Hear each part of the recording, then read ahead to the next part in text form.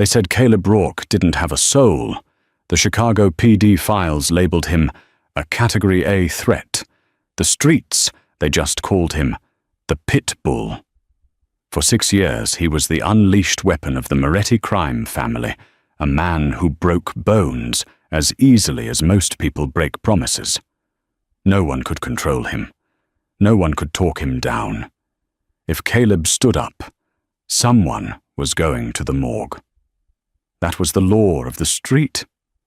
Until a rainy Tuesday in November, when a 23-year-old waitress named Sophie did something so insane, so quiet, and so shocking that it brought the city's most violent enforcer to his knees. This isn't a fairy tale. This is the true story of how the beast was tamed and the bloodbath that followed. To understand the woman, you first have to understand the dog, and Caleb Rourke was a dog in the worst sense of the word. By the winter of 2023, the Moretti crime syndicate had a stranglehold on the shipping yards of the South Side. The head of the snake was Vittorio Moretti, a man they called the Architect. Vittorio didn't get his hands dirty. He didn't have to. He had Caleb. Caleb Rourke stood 6'4", a wall of corded muscle and scar tissue. He wasn't the kind of mobster who wore Italian silk suits or drank espresso in Little Italy. Caleb wore a canvas jacket stained with engine oil and old blood. He didn't speak much. Rumor had it his vocal cords were damaged in a stint at Statesville Prison, but the truth was scarier. He just didn't have anything to say to the dead. Vittorio used Caleb like a tactical nuke. If a union rep wasn't playing ball, send the Pitbull. If a rival gang moved a kilo of product past 35th Street, send the Pitbull. The Chicago Organized Crime Division had a thick file on him. Detective Mark Harrison, a veteran of the force for 20 years, was quoted in a wiretap transcript from September 2023, saying, "You don't arrest Rourke, you survive him. If Moretti lets him off the leash, you clear the block and call the coroner. The problem with a weapon like Caleb, however, is that eventually the safety mechanism breaks. It started happening in October. Caleb beat a debtor into a coma in broad daylight outside a bakery.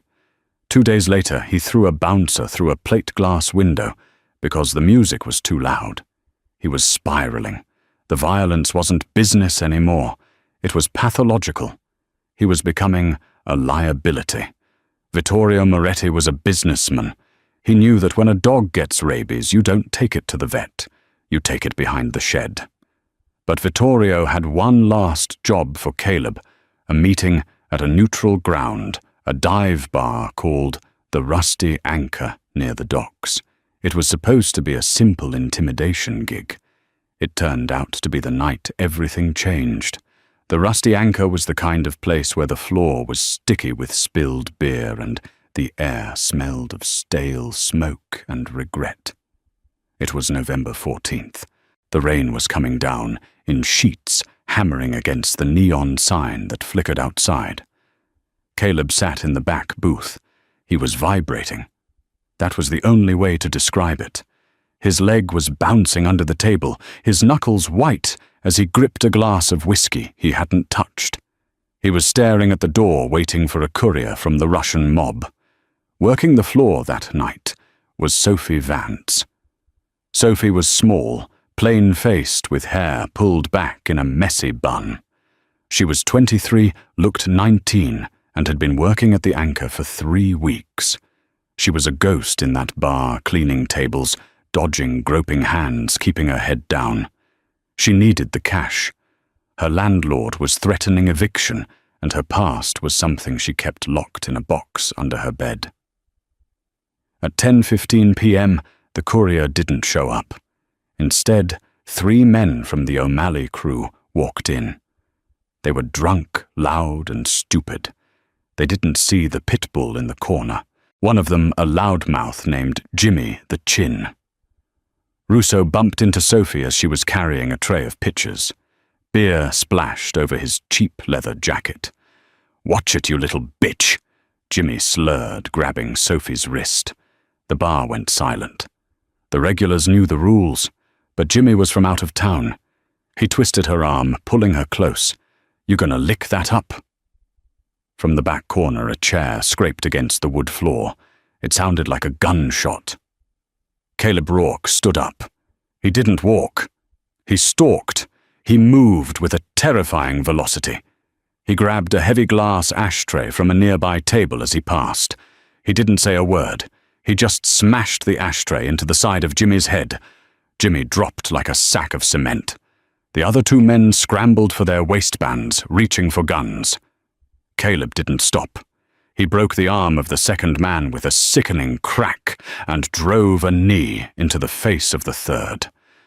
It took 6 seconds. 3 men were down, blood pooling on the dirty floor. But Caleb wasn't done. The red mist had descended. He straddled Jimmy, who was unconscious, and raised his fist to deliver a killing blow. His breathing was ragged like a bellows.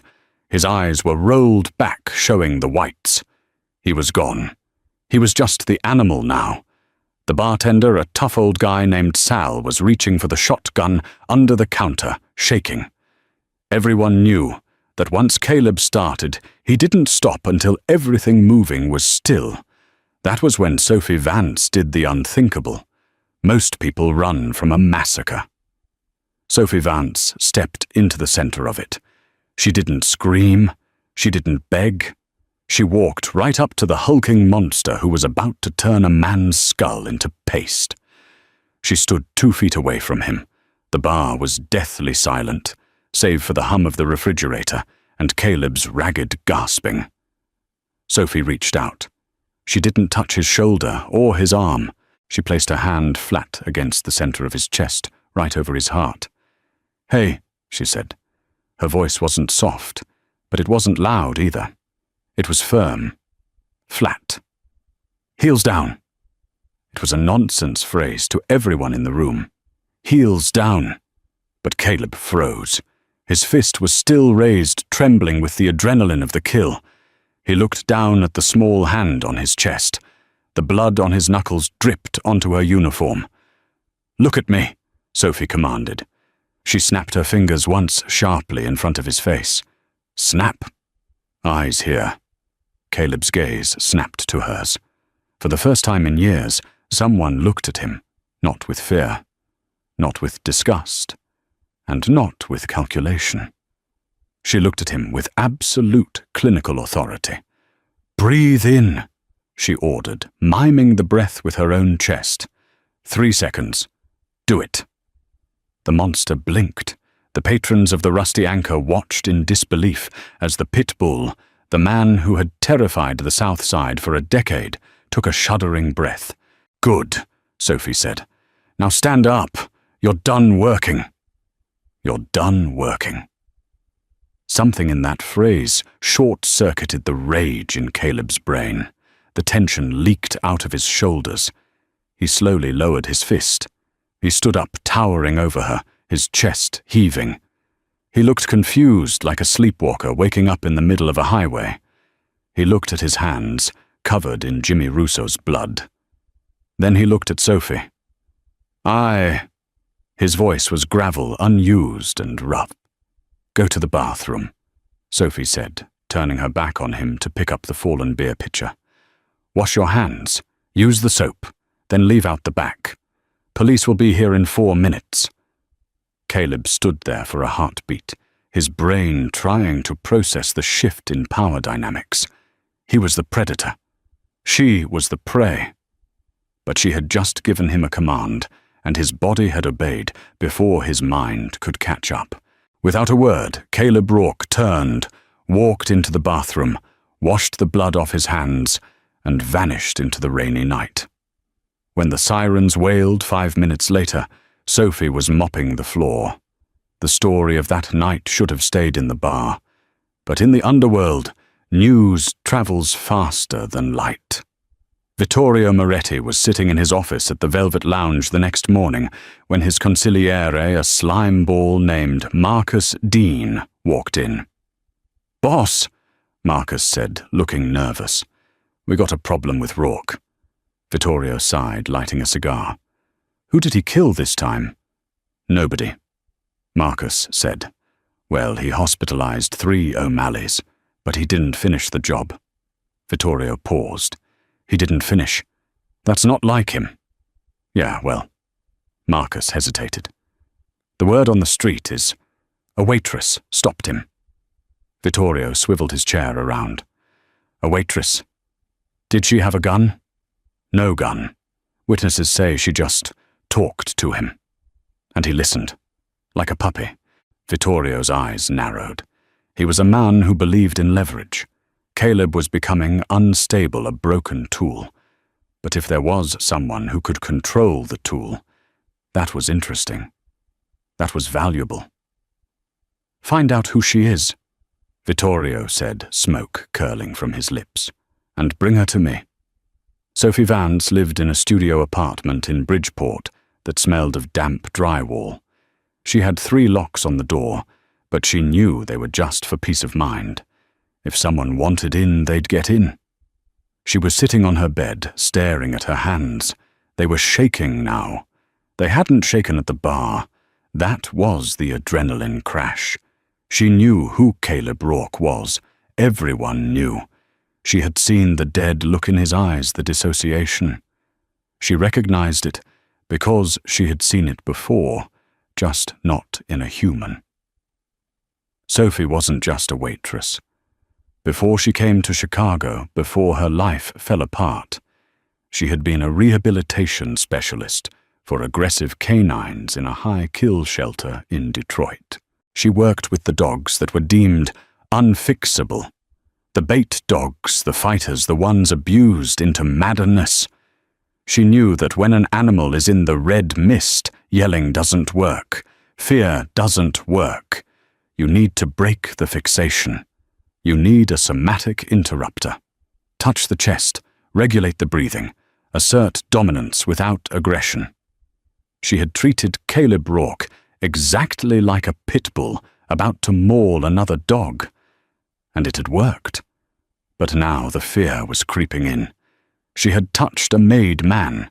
She had humiliated him in a way by saving him. A knock on her door made her jump. It wasn't a polite knock. It was a heavy, authoritative pounding. Sophie Vance. A voice boomed through the wood. Open up. Mr. Moretti wants a word. She closed her eyes. She had run from Detroit to escape trouble, and now trouble had found her in Chicago, wearing a much more expensive suit. She opened the door. 2 men in suits stood there.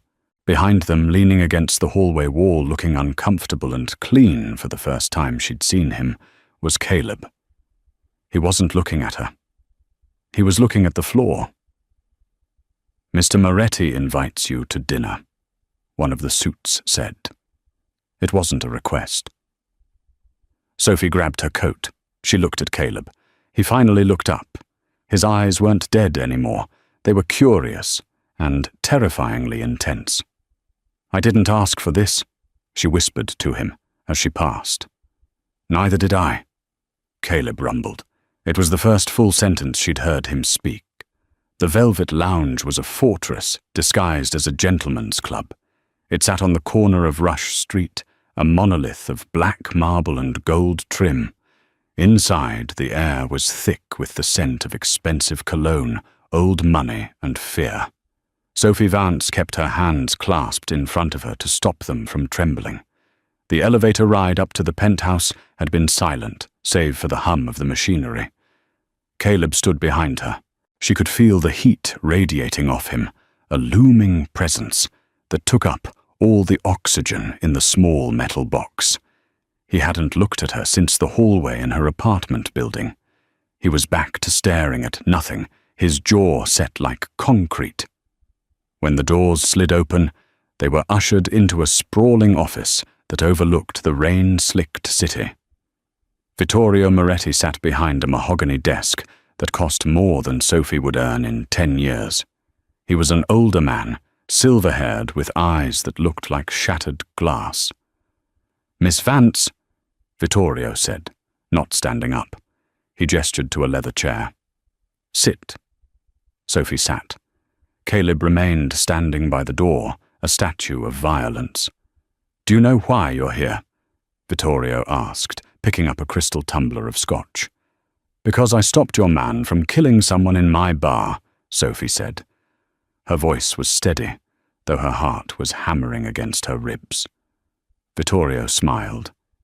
It wasn't a nice smile.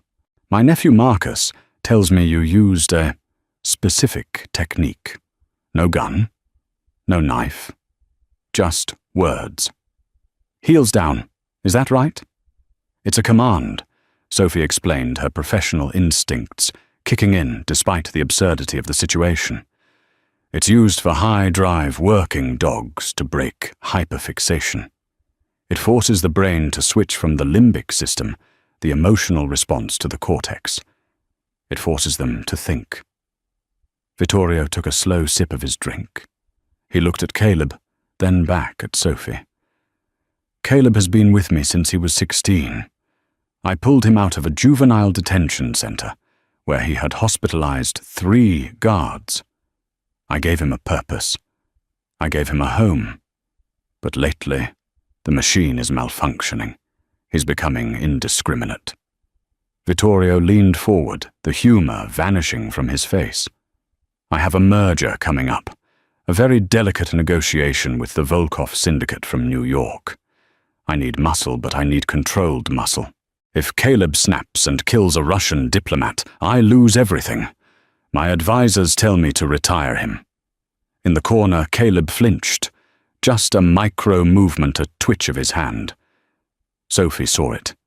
He knew what retire meant. But I don't like throwing away expensive tools, Vittorio continued. And then you appear, a waitress who can make the Pitbull sit. Vittorio slid a piece of paper across the desk. It was a contract. I'm offering you a job, Miss Vance. You will move into Caleb's residence. You will be with him 24 hours a day. Your job is to civilize him. Teach him to walk, talk, and act like a human being. You have 3 weeks before the Volkov Gala. If he can walk through that party without breaking anyone's neck, you get $50,000. Sophie stared at the paper. And if I say no? Vittorio didn't speak. He just looked at Caleb, then back to her. The implication was clear. If she said no, Caleb would be retired tonight, and she, a loose end who knew too much, would likely disappear with him. I'm not a miracle worker, Sophie whispered. He's a person, not a German shepherd. Treat him however you want, Vittorio said, waving a hand dismissively. Just make sure he doesn't bite the guests. Sophie looked back at Caleb. For a second their eyes met. He looked terrified, not of Vittorio, but of himself. He knew he was broken. He knew he was on the edge of the abyss. And in that look, Sophie saw something that broke her heart, a desperate plea for help buried under layers of trauma. She turned back to Vittorio. I have conditions. Vittorio raised an eyebrow. You're in no position to bargain, Waitress. I am if you want this to work, Sophie said, her voice gaining strength. First, nobody touches him but me. No more enforcement jobs while I'm working with him. If you send him out to break legs, I can't stabilize his cortisol levels. He stands down completely. Second, I need access to his medical files. I need to know what drugs you've pumped into him. Vittorio studied her for a long, agonizing moment. Then he chuckled. You have guts. I like that. Done. Marcus will drive you to the loft. As they left the office, Caleb walked beside her. He leaned down, his voice, a low rumble near her ear. You should have said no, he said. Shut up, Caleb, Sophie replied, staring straight ahead. And keep your heels down. Caleb's residence was a converted warehouse loft in the industrial district. It was cold, vast, and depressing. There was a single mattress on the floor, a weight bench, and a fridge containing only beer and expired protein shakes. The windows were painted black. It was a cell, Sophie dropped her duffel bag on the floor. The door locked behind them. Vittorio's men had made it clear they were not to leave without permission. "Okay," Sophie said, clapping her hands together. The sound echoed in the empty space. "This place is a disaster. It's a sensory deprivation tank. No wonder you're crazy." Caleb stood in the middle of the room, looking lost in his own home. He was wearing the suit Vittorio had forced him into, and he looked like he was suffocating. "Take the jacket off," Sophie ordered. Caleb hesitated, his jaw tightening. "I don't take orders from a waitress." "I'm not a waitress anymore," Sophie said, stepping into his personal space. "I'm your handler, and right now, your cortisol is spiking because you're in a defensive posture. Take the jacket off." She held his gaze. It was a battle of wills. Caleb was used to physical intimidation, but Sophie didn't flinch. She projected calm alpha energy. Slowly, grudgingly, Caleb shrugged off the jacket and threw it on the floor. "Pick it up," Sophie said immediately. "What? We don't throw things. We place them. Pick it up and hang it on the chair." Caleb's hands curled into fists. A vein throbbed in his temple. "You're pushing it." "I'm establishing boundaries," Sophie said calmly. "You've lived your whole life reacting to violence with violence. That stops now. In this house, we use structure. Pick up the jacket, Caleb." For 10 seconds, the air in the room was electric. Caleb looked like he wanted to put his fist through the wall. But the programming Sophie had initiated at the bar, the disruption of his rage cycle, was still holding. He groaned a sound of pure frustration and snatched the jacket off the floor. He draped it over the chair. "Good," Sophie said, her voice softening instantly. "Thank you." She walked over to the blacked-out windows and found a paint scraper on the sill. She started scraping the black paint off the glass. "What are you doing?" Caleb asked, watching her warily. "Letting the light in," she said. "We can't fix what we can't see." That night, Sophie took the mattress. She made Caleb sleep on the couch. He didn't argue. He sat up for hours in the dark, watching her sleep, confused by the strange sensation in his chest. For the first time in 6 years, he didn't feel the need to check the locks. The small woman breathing softly across the room was the most terrifying thing he had ever encountered, and for some reason, her presence made the noise in his head go quiet. The first week was hell. Sophie ran Caleb like a boot camp. Morning run at 5:00 a.m., breakfast oatmeal and fruit, no caffeine, cognitive behavioral exercises. She made him read out loud to help with his speech, which was rusty from disuse.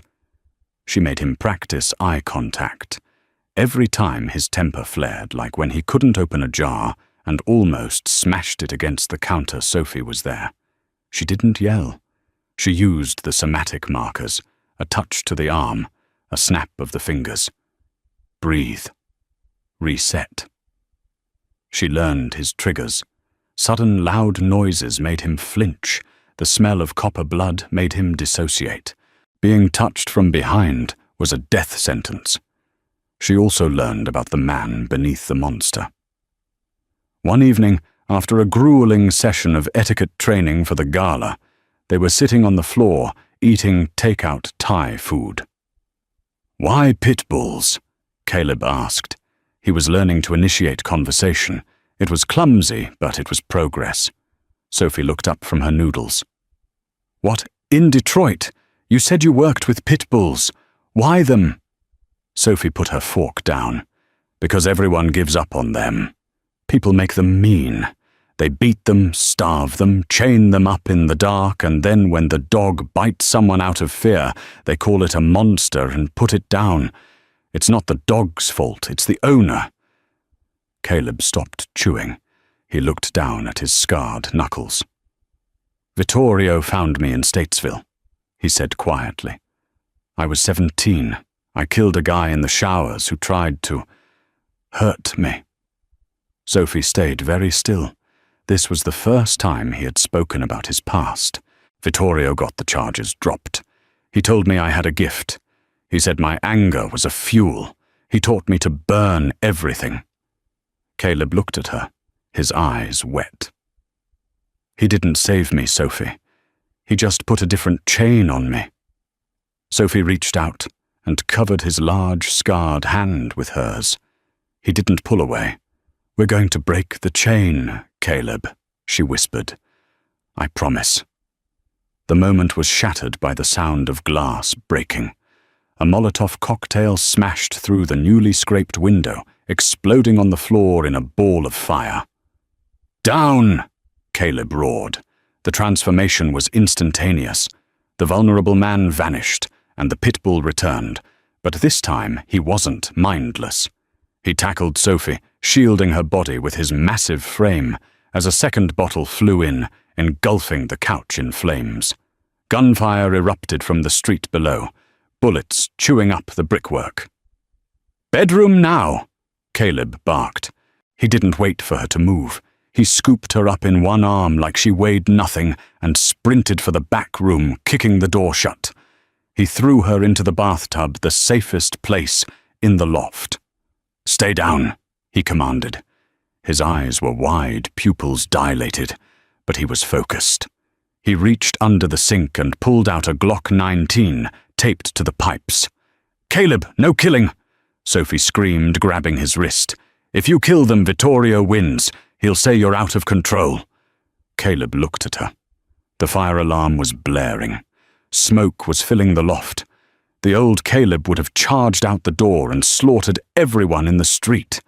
"They're trying to hurt you," Caleb growled, his voice vibrating in his chest. "Defend us," Sophie pleaded, holding his gaze. "Don't destroy them. Just defend us. Control Caleb. Control." Caleb closed his eyes for a second.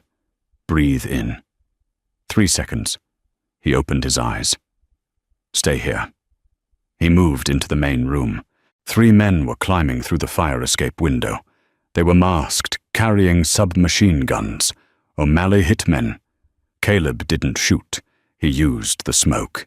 He moved like a phantom. He grabbed the first man's weapon barrel, twisting it upward as the trigger was pulled, sending bullets into the ceiling. With his other hand, he delivered a precise surgical chop to the man's carotid artery. The man dropped unconscious, but alive. The second man turned, but Caleb was already there. He didn't smash the man's skull. He swept his legs, bringing him down hard, and dislocated the man's shoulder to neutralize the arm holding the gun. The third man panicked and fired wildly. Caleb took a bullet to the fleshy part of his left shoulder. He didn't even grunt. He closed the distance, grabbed the man by the throat, and slammed him against the brick wall. The red mist threatened to descend. Caleb's thumb pressed against the man's windpipe. He could feel the pulse. It would be so easy to crush it, to end it. The rage screamed in his head. "Kill him! Kill him! Caleb!" Sophie's voice cut through the smoke. She was standing in the doorway, coughing, eyes watering. "Heels down!" Caleb froze. His hand was shaking on the man's throat. The hitman was clawing at his arm, turning purple. Caleb looked at Sophie. She pointed to the floor. "Drop him." Caleb gritted his teeth. He released his grip. The hitman slid to the floor, gasping for air. Caleb stepped back, clutching his bleeding shoulder. He looked at the 3 men groaning on the floor. None of them were dead. He turned to Sophie. The fire was spreading, the heat intense. "We have to go," he said. He grabbed her hand, not roughly but firmly. They ran out the back exit, down the fire escape, and into the rainy alleyway, just as the sirens began to wail in the distance. They collapsed behind a dumpster 2 blocks away. Caleb was bleeding heavily now. "You did it," Sophie said, ripping a strip off her shirt to bind his wound. She was crying and laughing at the same time. "You didn't kill them." Caleb looked at her, his face pale from blood loss. The adrenaline was fading, leaving him exhausted. You told me to, he said simply. Sophie looked at the wound. It was a through and through, but he needed a doctor. We can't go to the hospital, Caleb said. O'Malley has eyes there, and Vittorio will think I failed. Where do we go? Sophie asked. Caleb leaned his head back against the brick wall, closing his eyes. There's a safe house, but we have to steal a car. He opened his eyes and looked at her. The rain washed the soot from his face. Sophie. Yeah, I'm not a dog, he rasped. I know, she said softly, tightening the bandage. I know. But as they sat there in the rain, a black SUV rolled slowly to the end of the alley. The window rolled down. It wasn't the police, and it wasn't the O'Malleys. It was Marcus Dean Vittorio's nephew. He was smiling. Get in, Marcus said, racking the slide of a pistol. Uncle Vittorio wants a status report, and he's not happy about the fire. Sophie realized then that this wasn't just a hit by a rival gang. The security at the loft was too good. The O'Malleys shouldn't have been able to get close. Someone had let them in. Someone wanted Caleb to fail.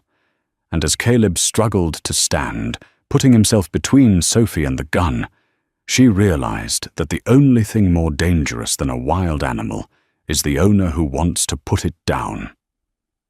Marcus Dean didn't shoot them in the alley. He didn't have to. The threat of the gun was enough to herd them into the SUV.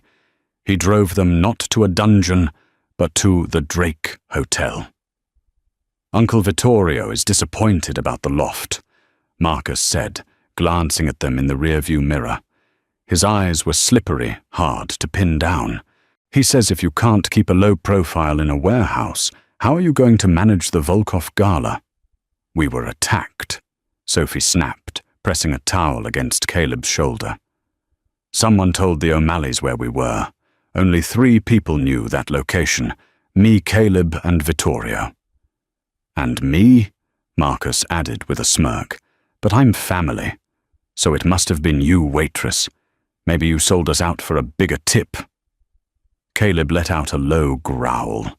It wasn't a word, just a vibration that shook the seat. Marcus stopped talking. When they arrived at the suite, a doctor was waiting. He stitched Caleb up in silence. Vittorio Moretti entered 10 minutes later, smelling of expensive tobacco. He looked at the burnt, bloody pair sitting on his velvet sofa. Tonight is the night, Vittorio said, ignoring the bandages. The Volkovs are hosting the Peace Gala at the Art Institute, neutral ground. I need Caleb by my side, but not as a dog, as a partner. He threw a garment bag at Caleb. Put it on.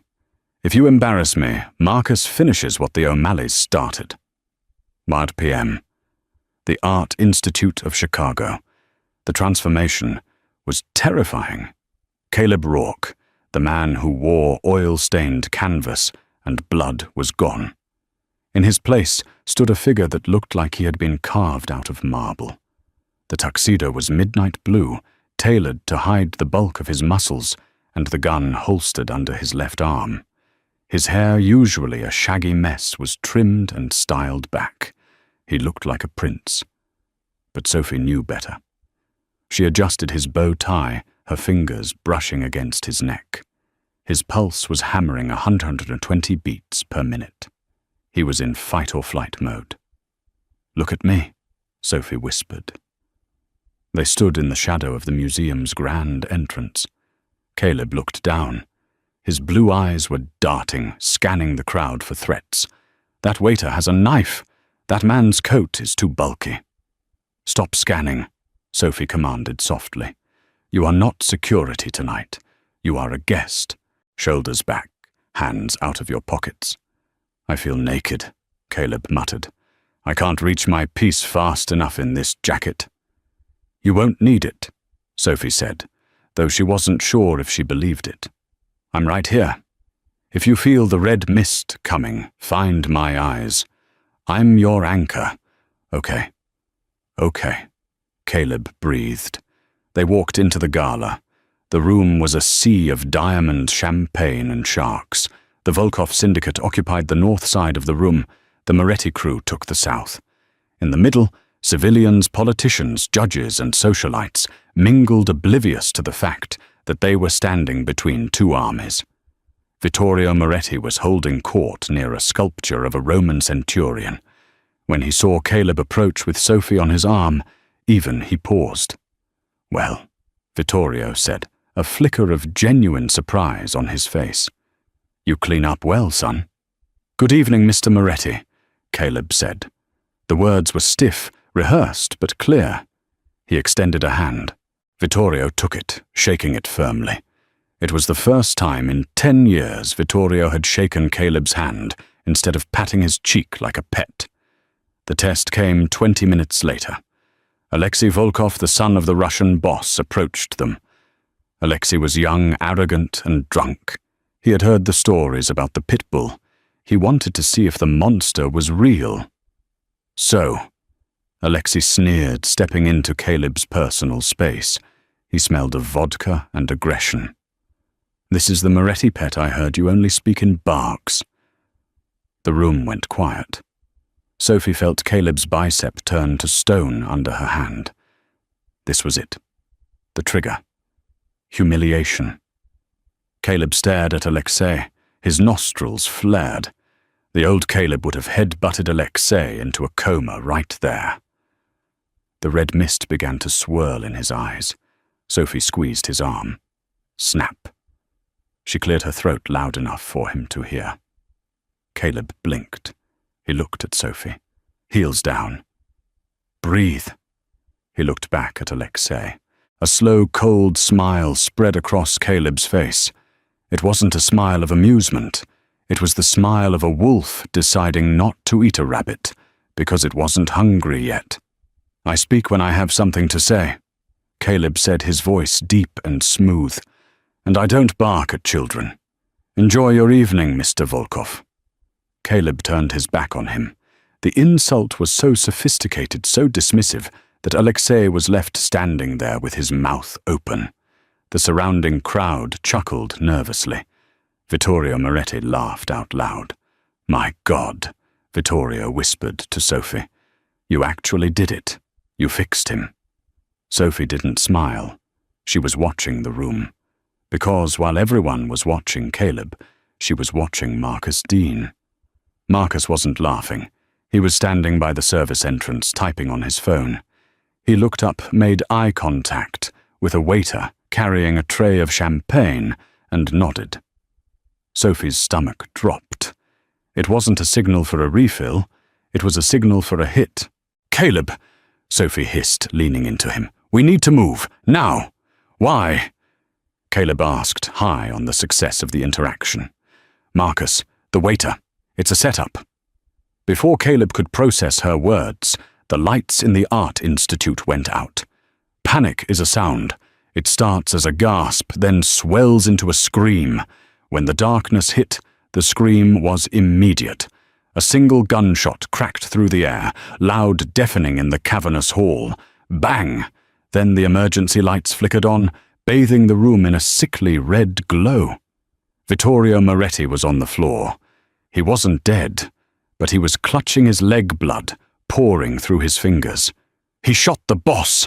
Marcus Dean screamed, pointing a finger, not at the Russians, at Caleb. "The Pitbull went crazy. He shot Vittorio." It was a lie so bold, so calculated, that for a split second, it froze time. Caleb stood over Vittorio, confused, his gun still holstered. But the optics were perfect. The unstable animal had finally snapped. "Kill him!" Alexei Volkov shouted, seeing an opportunity to take out Moretti's best enforcer. The room exploded. Russian bodyguards drew weapons. Moretti loyalists, confused by Marcus's accusation, hesitated or aimed at Caleb. "Down!" Caleb didn't think. He didn't calculate. He grabbed Sophie and threw her behind the heavy marble pedestal of the Roman statue. He flipped the heavy banquet table onto its side to create a barricade for Vittorio. "I didn't do it!" Caleb roared, his voice cracking. "Doesn't matter!" Sophie yelled over the sound of shattering glass. "They're not listening." Bullets chewed into the table. Caleb pulled his Glock. He was pinned. The Russians were advancing from the north, and his own family, led by Marcus, was firing from the south. "Caleb!" Vittorio groaned, his face pale. "Get me out of here."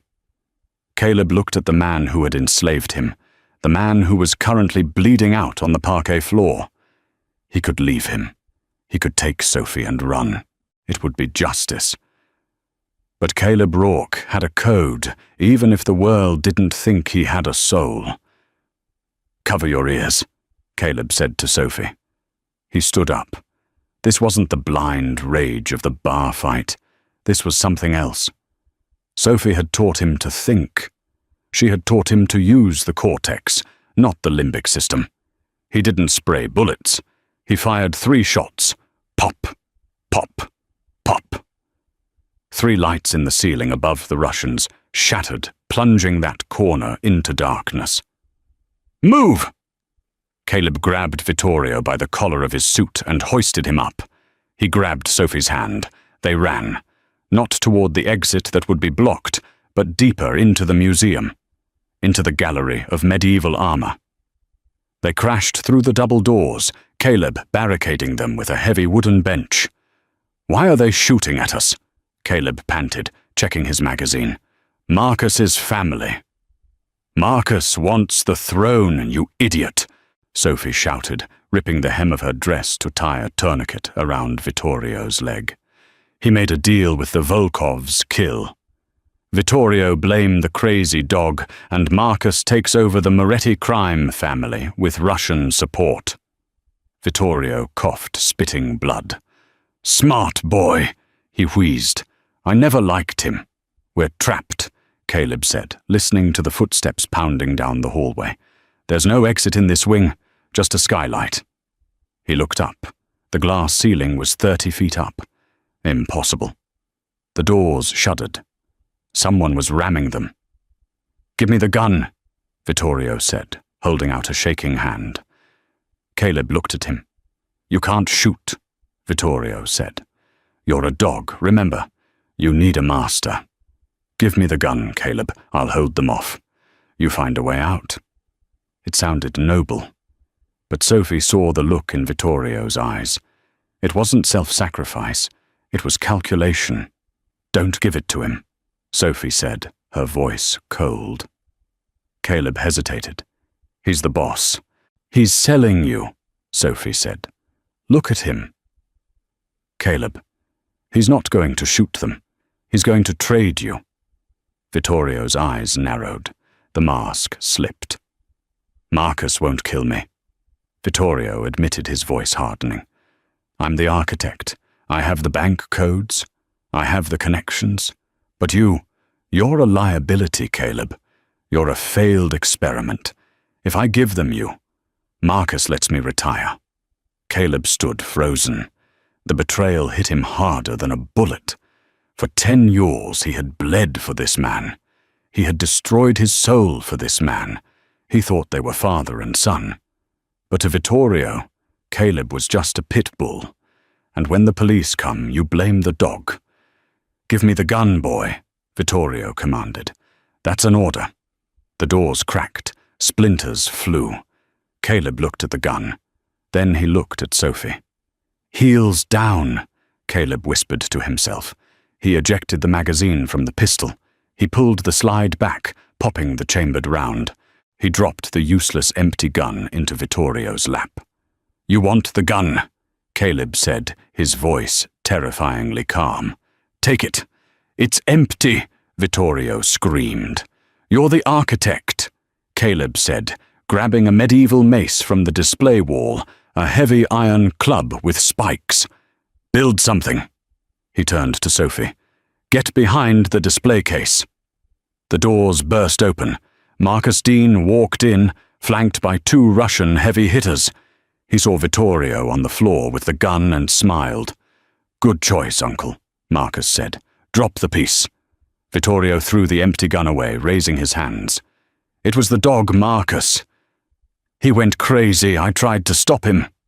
Marcus laughed. I know, Uncle. We have the narrative set.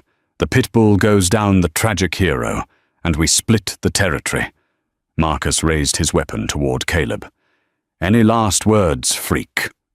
Caleb Rourke didn't speak. He stepped into the light. He wasn't holding a gun. He was holding 10 pounds of rusted iron. And he wasn't looking at Marcus with rage. He was looking at him with absolute, crystal-clear focus. He wasn't fighting for Vittorio anymore. He wasn't fighting for the family. He looked at Sophie, huddled behind the glass. He was fighting for his pack, and his pack had a population of 1. Sophie, Caleb said calmly, close your eyes. Sophie didn't close them. She watched. What happened next wasn't a fight. It was an execution. Caleb threw the mace. He didn't swing it. He threw it like a baseball. It spun through the air and struck the first Russian in the chest, crushing his sternum with a sound like a car crash. Before the man hit the ground, Caleb was moving. He closed the distance to Marcus in 2 strides. Marcus fired, but he was panicked. The bullet grazed Caleb's ribs. Caleb didn't stop. He grabbed Marcus's gun hand, twisting it until the wrist snapped. Marcus screamed. Caleb swept his legs, driving him into the floor. The second Russian charged. Caleb sidestepped, used the Russian's momentum, and drove him into a suit of armor. The metal stand collapsed, burying the man under 50 pounds of steel plate. It was over in 8 seconds. Marcus lay on the floor, whimpering, clutching his broken wrist. Vittorio sat against the wall, staring at Caleb in horror. Caleb stood in the center of the carnage, his tuxedo torn blood seeping through his shirt. He was breathing hard, but he wasn't hyperventilating. He wasn't lost. He walked over to Marcus. He reached into Marcus's pocket and pulled out the car keys to the SUV. Then he walked over to Vittorio. Caleb, Vittorio stammered. Listen to me. We can fix this. I can give you money. I can... Caleb leaned down. He brought his face inches from Vittorio's. I'm retiring, Caleb whispered. He stood up, walked over to Sophie, and offered her his hand. It was bloody, but it was steady. Let's go home, he said. They walked out of the gallery, leaving the architect and the traitor in the ruins of their own ambition. But as they reached the service elevator, Sophie stopped. Caleb, she said, her voice shaking. We can't go home. We don't have a home. The whole city will be hunting us. Caleb pressed the button for the garage. The door slid open. I know a place, he said, but we have to disappear. Are you ready for that? Sophie looked at him, the man who had just dismantled 3 hitmen to save her. The man who had defied his creator. I'm with you, she said, off-leash.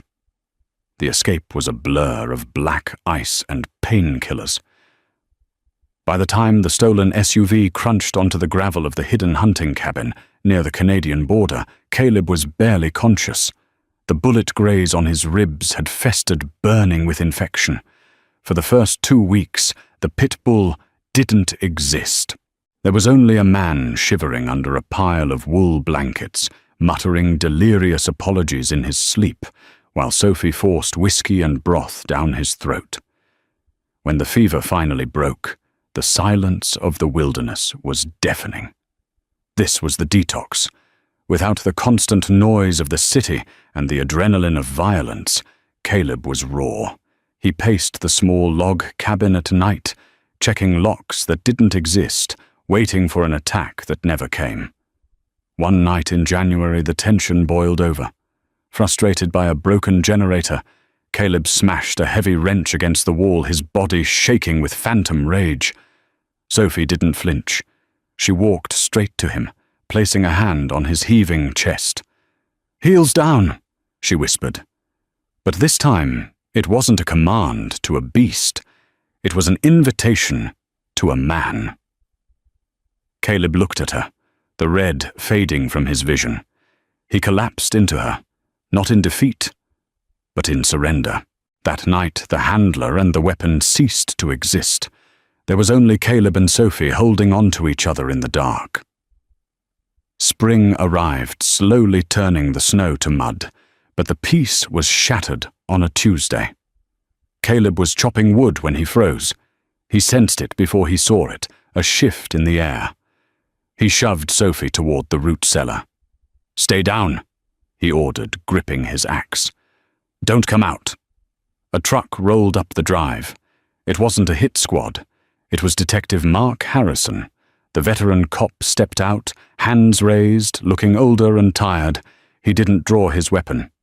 "Coffee on?" he asked. They sat at the rough wooden table, the air thick with unsaid threats. "Vittorio is dead," Harrison said flatly. "Marcus killed him moments after you fled the gala. He spun a story for the press, said his deranged dog snapped, killed the boss, and ran." Caleb gripped the table, his knuckles white. "I didn't kill him." "I know," Harrison replied. "I saw the security tapes from the hallway. You walked away. That's the part that didn't make sense to anyone. The Pitbull doesn't just walk away." He slid a newspaper across the table. "Marcus is running the family now. He's sloppy. We'll get him eventually on a RICO charge." "Why are you here, Harrison?" Caleb asked, his voice low. "To take me in." Harrison stood up, buttoning his coat against the chill. "Officially, Caleb Rourke is a fugitive with a $2 million bounty. But unofficially, I tracked a ghost here because I had to see if the rumors were true that a waitress actually tamed the beast." He looked at the trap door where Sophie was hiding, then back at Caleb. "You're listed as presumed dead in my personal file, Caleb. Keep it that way. Don't make me come back." Harrison walked out, got in his truck, and drove away, leaving them with their lives. That evening, Sophie and Caleb stood on the porch, watching the sun dip below the pines. They were free, but they were hunted. "Marcus will never stop looking," Sophie whispered, gripping his scarred hand. "We can't stay here." Caleb looked at her. The deadness was gone from his eyes, replaced by a fierce, protective light. He wasn't a soldier anymore. He was a husband in all but name. "Let him look," Caleb said, pulling her close. "We have the whole world to get lost in." He kissed her forehead, finally at peace. "Off-leash." And that is the true untold story of Caleb Rourke and Sophie Vance. They say in the underworld that once you put a collar on a beast, you can never take it off. But Sophie proved them wrong. She didn't break the dog. She healed the man. Police files still list Caleb as at large, and Marcus Dean eventually went to prison for life on racketeering charges, brought down, rumors say, by an anonymous tip sent from a remote IP address in the Canadian wilderness. If you enjoyed this story, please hit that like button. It really helps the channel grow and tells me you want more crime dramas like this. Make sure to subscribe and turn on the notification bell so you don't miss the next part. And for the comment section today, type heels down if you think Caleb should have gone back for revenge, or freedom if you think he made the right choice. Thanks for watching, and I'll see you in the next story.